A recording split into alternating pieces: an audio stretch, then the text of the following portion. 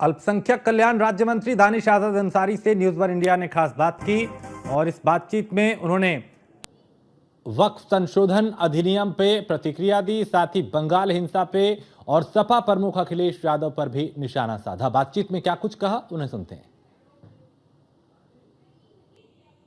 उत्तर प्रदेश में वक्फ को लेकर लगातार चीजें चल रही हैं। हालांकि मामला सुप्रीम कोर्ट में है, लेकिन बावजूद इसके जो उत्तर प्रदेश सरकार की कार्रवाई है वो भी आगे बढ़ रही है।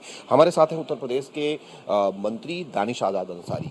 मंत्री जी, लगातार सरकार ने निर्देशित किया था डीएम्स को कि सर्वे करें और जो भी चीजें हैं वो भेजें। अभी तक जो चीजें आ रही हैं उससे ये भी पता चल रहा है कि वक्फ संपत्तियों का जिस उद्देश्य के लिए लिया गया, चाहे वो खानकाहों के लिए हो, मस्जिदों के लिए हो या कब्रिस्तान के लिए, उनका यूज दूसरे मदों में भी किया जा रहा था, जो रिपोर्ट्स आ रही हैं।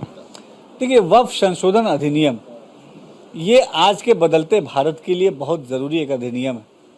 और वक्फ की संपत्तियों का जो दुरुपयोग हो रहा था, जो मिसयूज हो रहा था, जो उसकी बंदरबाट मची थी, जो वक्फ की संपत्तियों के माध्यम से कुछ लोग उस पर काली कमाई कर रहे थे, ये तमाम चीज़ें, जो नकारात्मक चीज़ें, वो बंद हो जाएंगी इस अमेंडमेंट के आने के बाद। और जो वक्फ की सार्थकता है, जो वक्फ की सकारात्मक चीज़ है, वक्फ के माध्यम से डेवलपमेंट का काम है, एजुकेशन का काम है, पासमानदा समाज के अपलिफ्टमेंट का काम है, मुस्लिम महिलाओं के पार्टिसिपेशन का काम है, इस भावना को और बल मिलेगा। इसीलिए इसी भावनाओं को देखते हुए, इन्हीं तमाम चीज़ों को एजेंडे में रखते हुए मोदी सरकार ने इस अमेंडमेंट को लाया है, जो पास हुआ है। अब ये कानून बना है और यकीनन इसके कानून बनने के बाद देश के मुसलमानों के समृद्धि के लिए, उनके विकास के लिए, उनके तरक्की के लिए, उनके अपलिफ्टमेंट के लिए और मजबूती से हमारी सरकार काम करेगी। वक्फ की संपत्ति ये खुदा की संपत्ति है। इसका इस्तेमाल मुसलमानों के वेलफेयर के लिए होना चाहिए, उनके भलाई के लिए होना चाहिए, उनके विकास के लिए होना चाहिए। ये जो मूल भावना थी जिससे वक्फ भटक गया था, उस मूल भावना पर वापस लाने वाला ये अमेंडमेंट मुसलमानों के विकास के लिए एक मील का पत्थर साबित होगा। कल आप एक बड़ी कार्यशाला भी करने जा रहे हैं, भारतीय जनता पार्टी उसके बाद 20 से पूरे प्रदेश भर में अभियान शुरू कर रही है, तो इसमें क्या कुछ करने वाले हैं, कैसे लोगों को ये चीजें बताएंगे, क्योंकि विपक्ष तो लगातार विरोध कर रहा है। देखिए, विपक्ष के विरोध से नहीं मतलब ये है कि आम मुसलमान क्या चाहता है। आम मुसलमान आज अपना विकास चाहता है, आम मुसलमान अच्छा रोजगार चाहता है, आम मुसलमान अच्छी शिक्षा चाहता है, आम मुसलमान क्वालिटी ऑफ एजुकेशन चाहता है, आम मुसलमान एक सुरक्षित माहौल चाहता है।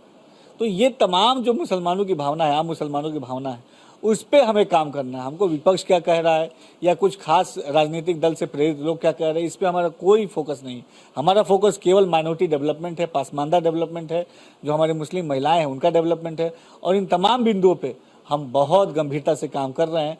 ये जो कार्यशाला कल एक 19 अप्रैल को एक कार्यशाला लखनऊ में आयोजित की जा रही है हमारे भारतीय जनता पार्टी द्वारा, और इस कार्यशाला के माध्यम से हम जन जागरण अभियान एक चलाएंगे। उत्तर प्रदेश के हर जनपद तक हम जाएंगे, हम सेमिनार्स भी करेंगे और डोर टू डोर कैंपेनिंग भी करके इसके बारे में, इस अमेंडमेंट के बारे में जो सार्थक चीज़ें हैं उसको बताएंगे। आगरा में सपा अध्यक्ष अखिलेश यादव जाने वाले हैं और रामजीलाल सुमन की तरफ से भी बयान आ गया है कि अगर आपको दो दो हाथ करने हैं तो अखिलेश यादव भी रहेंगे और आ जाइए। देखिए, समाजवादी पार्टी केवल और केवल जनता को गुमराह करके अपनी राजनीतिक रोटियां सेकना चाहती है। और ये बड़े दुख की बात है कि अपने राजनीतिक लालसा में वो लोग इस कदर उन्होंने अपने आंखों में पट्टियां बांध ली हैं कि समाज को विभाजित करके और राज करने की नीति भी से भी पीछे नहीं हट रहे हैं। लेकिन हमारा जो समाज है वो समाजवादी पार्टी का असली चाल सहित और चेहरा जानता है, वो उनके बहकावे में नहीं आने वाला। मुर्शिदाबाद हिंसा को लेकर लगातार सवाल उठ रहे हैं। जहां विपक्ष आरोप लगा रहा है कि बीजेपी करा रही है, तो दूसरी तरफ मुख्यमंत्री योगी आदित्यनाथ की वहां मांग हो रही है कि मुख्यमंत्री हो तो योगी आदित्यनाथ जैसा। देखिए, आज उत्तर प्रदेश मुख्यमंत्री योगी आदित्यनाथ जी के लीडरशिप में, प्रधानमंत्री मोदी जी के मार्गदर्शन में उत्तर प्रदेश एक मॉडल प्रदेश बन के उभरा है। उत्तर प्रदेश एक सशक्त और क्षमतावान प्रदेश बन के उभरा है और उत्तर प्रदेश की सार्थक नीतियों की चर्चा आज देश के अलग अलग कोने में हो रही है। निश्चित तौर पर पश्चिम बंगाल में जो घटनाएं लगातार हो रही हैं, ये साफ बताती हैं कि वहाँ की जो ममता बनर्जी जी की सरकार है वो पूरी तरीके से विफल साबित हुई है वहाँ के लॉ एंड ऑर्डर को मेंटेन करने के लिए, वहाँ के लोगों को एक सुरक्षित माहौल देने के लिए, वहाँ के समृद्धि और विकास के लिए।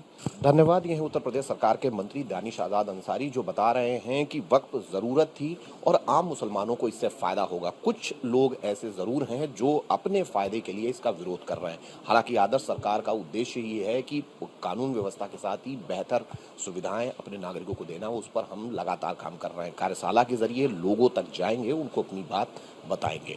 कैमरामैन अमित शाहानी के साथ मैं एस के Vajpayee, news one India, Lucknow.